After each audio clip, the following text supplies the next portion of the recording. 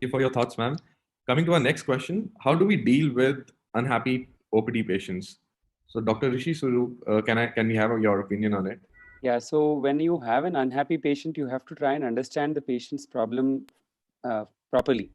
Often we start giving the solution before hearing them out, and that's when they feel that you have not really paid attention to their problem and they get annoyed.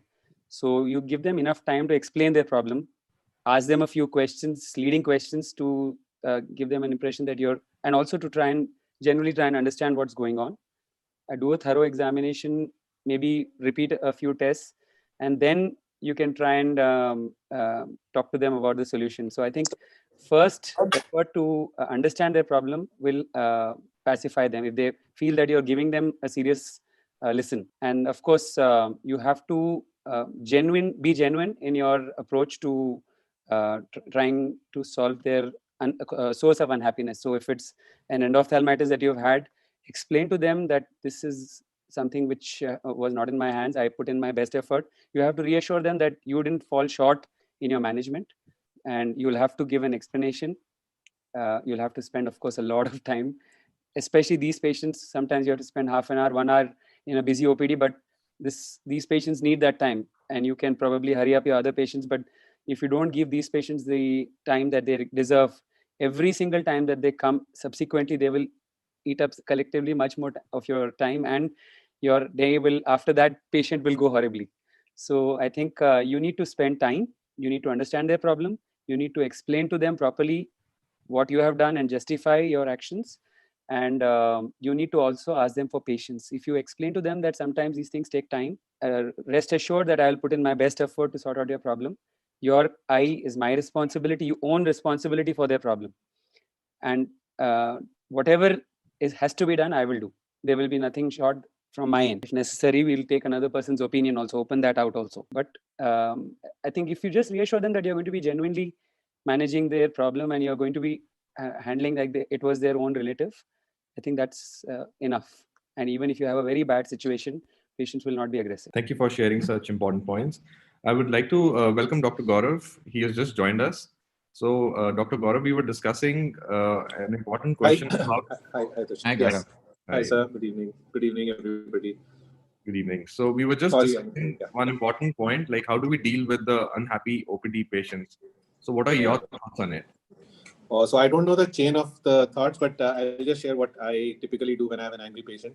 Most important thing I would think is that never lose your own cool. I think that's the first most, it's very easy to get instigated because you think you're right, and you might start trying to justify that, and try to kind of time on to the patient. Rather than that, best thing is to hear out the patient first. Because if a patient is uncomfortable, first you sit down and tell them, okay, I'll be happy to understand why you're getting hassled or why you're uncomfortable. Even though you know about it, you should pretend to probably not know what's going on and say that, give them a good hearing, because half the problem is solved when you've heard out the patient. Because typically, they might have some grievance with a, attendant outside or somebody, and typically they will not be really upset with the doctor as much as they might feel that, maybe the counselor or somebody in the staff did not deal with them very well, and they may want to just be heard by a senior doctor. And many times that is enough to actually sort out the problem, and then you can reassure them that we'll look into it definitely and try to sort out. Now, once a patient is unhappy because of some outcome or, treatment, disappointment because of a treatment outcome or something, again, while you should probably not immediately accept that there may be a problem, but you should definitely try to tell them that we understand there is a reason why you're upset, and we will try to sort it out, and we will do our best at our own level. And many times these things improve, and if it doesn't, we will take the help of some of our colleagues as well, and there's always a way out for 90% of the problems, I think. So deal with it with kids gloves, but also make sure that the patient understands that it's not directly a fault of yours or something, unless that there's been a poor outcome from your own end. These are the few principles. And then, of course, the third thing patients appreciate is go all out to help them. Even if there's been a complication or a patient is angry or upset, if you try to help them to the fullest, usually that problem will get settled out, and you will not end up in a litigation or in a bad situation where there may be some violence or whatever may be possible otherwise.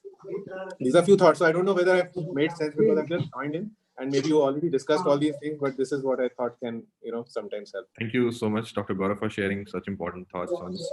Dr. Shreyas, what is your opinion on it? How do you deal with such patients? It will probably be difficult to say something without repeating what's already been said, but I think honesty and humility are extremely important. Honesty in terms of being upfront about what has actually happened. If it's, let's say, if it's a complication, it need not even be a very serious complication. It could be something as small as a residual refractive error, or it could be a complication which you have no handle over, a graft rejection, anything. But trying to explain to the patient to the best of your abilities, trying to ensure that they understand, and giving them as scientific and as clear an explanation as possible, so that they know that you understand what they have, what they are going through, or what they are facing.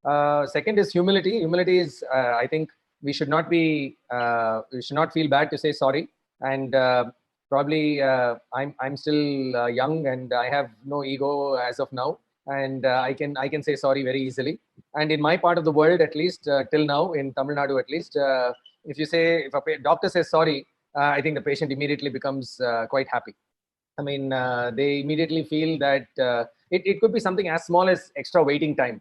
They might be irritated that they waited a lot that particular day, and you just tell them, I'm really sorry, I had to wait, and they feel fine. So I think honesty and humility go a long way in ensuring your angry patients are not so angry when they leave your room. Great. Thank you.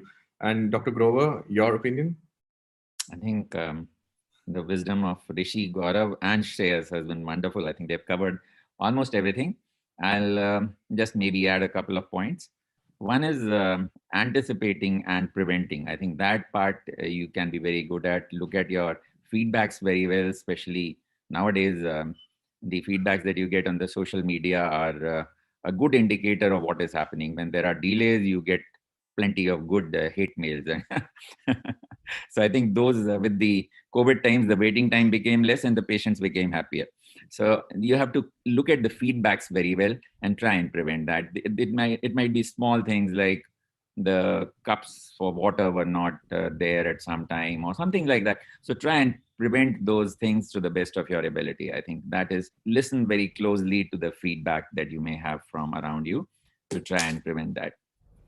Second is, a second aspect that I wanted to stress was that at times a combination of firmness and empathy and cool words is required. At times when you feel the anger is totally unreasonable, at times the senior most person has to combine a little firmness with a lot of understanding.